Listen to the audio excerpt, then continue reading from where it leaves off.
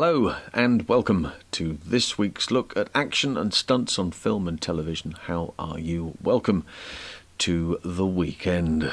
50 years ago, 1973, there was a lot going on in 1973. Live and Let Die was out at the cinema. Red Rum had won his first Grand National. And Clint Eastwood had turned up in the sequel to Dirty Harry, which came out in 1971. The sequel was called Magnum Force. And if you're familiar with sequels, you know that 9 times out of 10 they're a bit poor. You know, very, very rarely do you find sequels that really tick the boxes. Superman 2, Jaws 2, possibly, to a point. And I would struggle maybe to think of others apart from this. You know, Magnum Force is the follow-up to Dirty Harry. The seed was sown, the character was introduced, and they got a lot done in the first, and you know, they want to keep the character going and have developed an idea based on the police taking the law not only into their own hands, but then also taking the sentencing into their own hands as well. Good cast. Hal Holbrook is in this, and Clint, I think, is as good as ever. The music, I should also mention the music. If you're not familiar, it is by Lalo Schifrin, who was responsible for a number of very classy pieces of jazz-orientated music over the years, including Bullet, including Mannix, a whole bunch of terrific stuff. This is wonderful. The opening titles of this are wonderful, with the 44 Magnum and the hand, and everything is ready to go, and then at the end it turns and he delivers that speech, that famous speech, that this is the 44 Magnum, probably the most powerful handgun in the world and would blow your head clean off, that sort of stuff, you know, which is just wonderful. And that's the nice thing about Dirty Harry, you know, about Harry Callahan. He has a couple of moments along through the movies where there are sayings, you know. He becomes his own meme. Back then in 73, Do You Feel Lucky was one, and Make My Day was another one I seem to remember.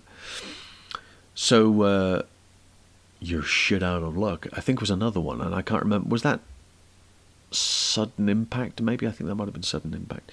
So we're going to look at all of these movies at some point during the course of the next 12 to 18 months. Magnum Force is one of my favourites. I think it's possibly my favourite movie of this group. Buddy Van Horn, who of course is Eastwood's double, has been for many, many years, is second unit director on this job. And although he does some doubling, which we will get to during the course of this, majority of the action is run by CARY LOFTIN, and CARY LOFTIN is a titan in the world of action. You remember the movie Duel? Steven Spielberg directed Duel. He was the truck driver that Dennis Weaver was trying not to be killed by during the whole movie. Point of fact, if you've ever seen a movie that's got a truck in it, chances are that it's going to be CARY LOFTIN behind the wheel in some shape or form. He is a legend when it comes to vehicle stunts. Look at the Bond movie, for instance, Diamonds Are Forever in Vegas. That whole car chase through there, it's CARY LOFTIN. You know, I mean, he's responsible for the team and organising all of that, and laying down some ideas about editing here and using this shot here. Very, very clever. And, of course, one of those individuals a pioneer. You have those pioneer individuals who set up ideas for work, and then people will then take that and run with it. Well, a bit like the Yakima Canuts, for instance. Yakima Canut, and then you had later on Cliff Lyons, and then later on you had Terry Leonard. All these people taking the initial ideas of Yakima and moving forward with them. It's exactly what happens with CARY LOFTIN. You have individuals like, off the top of my head, Rick Seaman, a wonderful, wonderful understanding of vehicle stunts. Had worked many times with stunt guys like Conrad Parmesan, for instance. Rick was his driving go-to guy. And similarly, Buddy Van Horn has found himself in a situation here where he has constructed, based on the storyboards, a chase sequence, a couple of gags along the way, and he thinks there's only one man for the job, and he brings in CARY to do it. So it's a lovely movie, some great gags. If you haven't seen it, do, and we will explore it in full. And it looks like this. So let's start. Magnum Force. And in the titles, it makes it very clear that you've got Buddy Van Horn as the second unit director, and special action sequences by CARY LOFTIN, which is amply shown in this sequence here. There's Johnny Weissmuller Jr. I was telling you about him during the podcast, if you remember. Son of Tarzan. And he gets it, bang, right there. Look, that's him done. Not a great finish for him.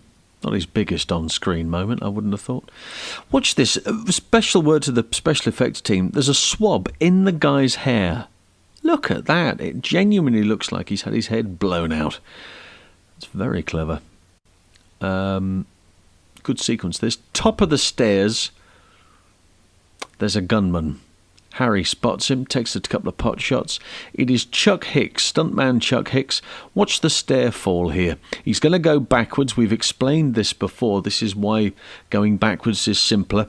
He goes backwards. His legs are banister side, so he can keep a track of where he's going. He can use the banister to change his position if he needs to. There's the legs hitting the banister there. The rest of the time is him changing position and letting momentum take him from top to bottom. He's not planned how he's going to go. He knows he's going backwards, but that's about the size of it. And then he gets down to the bottom and drops into a lovely little heap on the floor. And that's him done. Nicely done. Now, Palancio comes storming out from here. There's a little camera in the back of that. He crashes through there, and then he comes out on this other vehicle and is trying to run Harry down. But Eastwood gets on board, and it's Clint.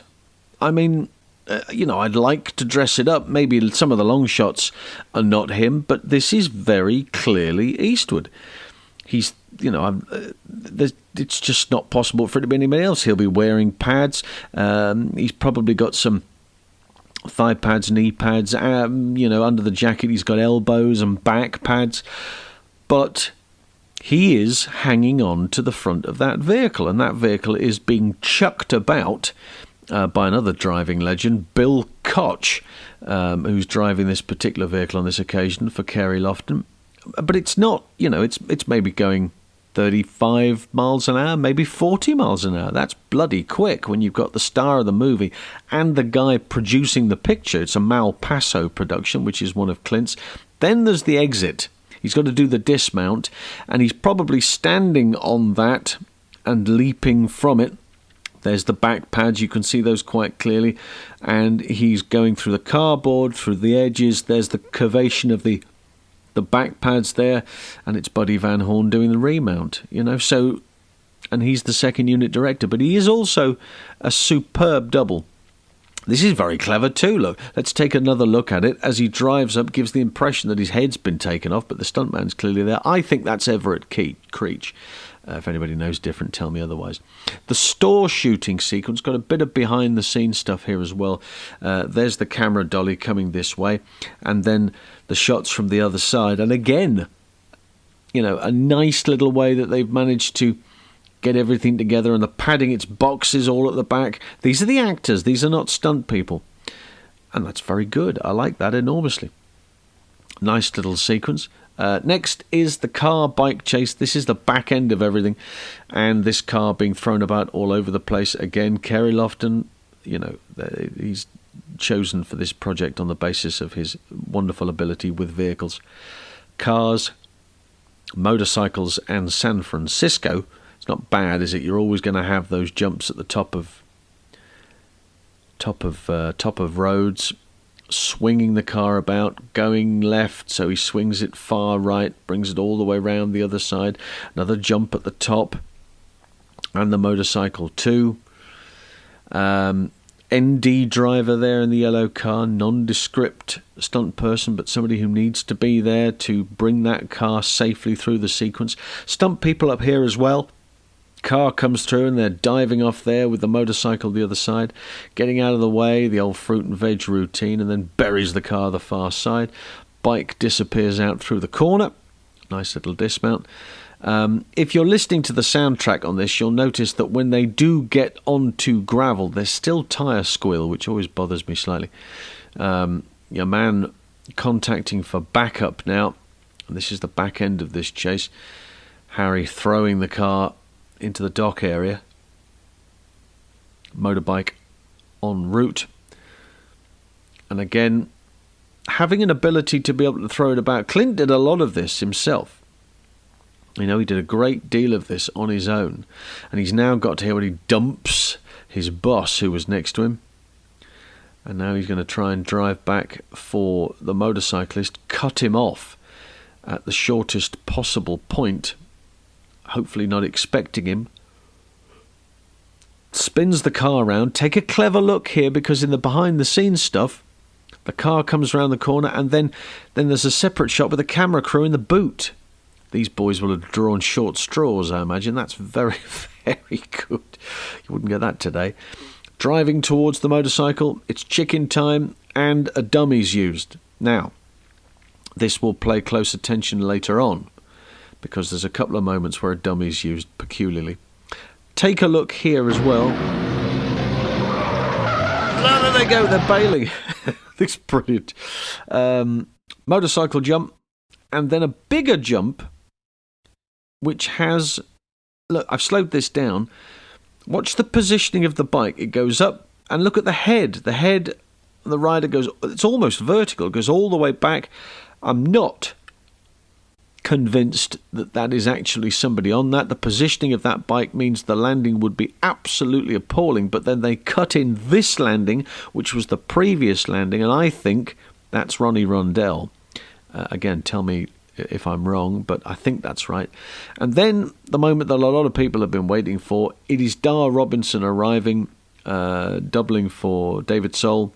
And again, another dummy jump there, but it's steep enough to warrant that landing and loss of control, and then disappearing off into the surf below. It's a beautiful job. Very well done. It's always a great watch. And that behind the scenes stuff was fascinating too. I found that quite by accident. It is up on YouTube. I will post a link in the bottom of the notes there, so you can go and have a look at it and check it out in full. Nice little documentary. And also, take on board where we are now. 2023, you can put cameras. They are small. They are effective. You can put them anywhere and you can obtain the shots that you're looking for. That camera crew was sat in the boot of that car, which was being thrown about and was fishtailing in and out of shot. You need balls to be doing that. Back then, for the director to go, right, well, you've got to be in the boot of this shot. You got to be in the trunk. You got to be in the trunk of this car. And it's going to come down here and it's going to slide round, and I need you to be in it so we get that shot there. There'll be a camera inside this car here. And the two camera guys, they may not have been at that initial meeting that says, he's going to come here. He's done this 5,000 times. You know, today he's been rehearsing. He's hit the mark every single time. He's never broken that focus. He goes through focus, he's fuzzy. Never broken it. He's constantly in shot the whole time. He is the very best at what he does. And these two boys see the car coming and bail because they just don't believe a word that anybody's saying, and they take off like two scalded rats, and the camera whips around. They probably can't use the entire shot, but I like the way that they've gone, no, let's leave. So some terrific stuff. Dar Robinson, of course, a master of what he did, and got to push away from that bike.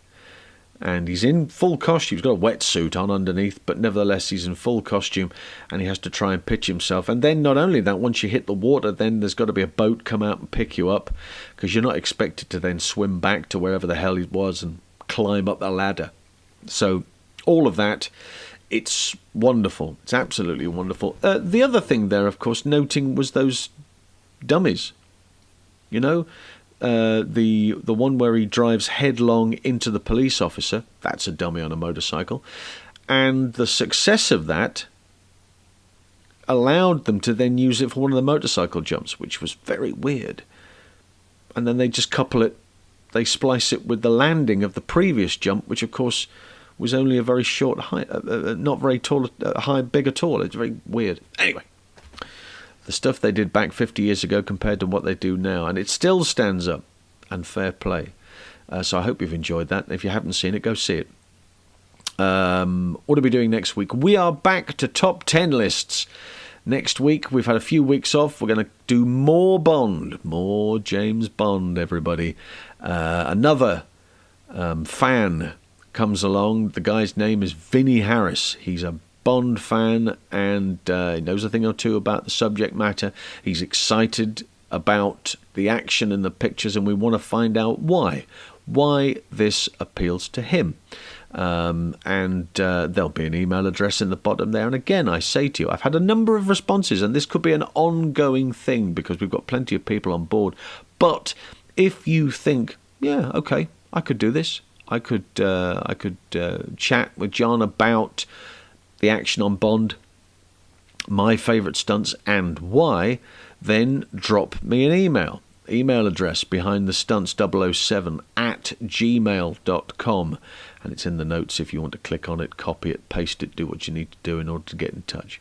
So next week we are back to top 10 lists. It is Vinnie Harris. It is his turn for top 10 stunts / action sequences, and until then, it's bye for now.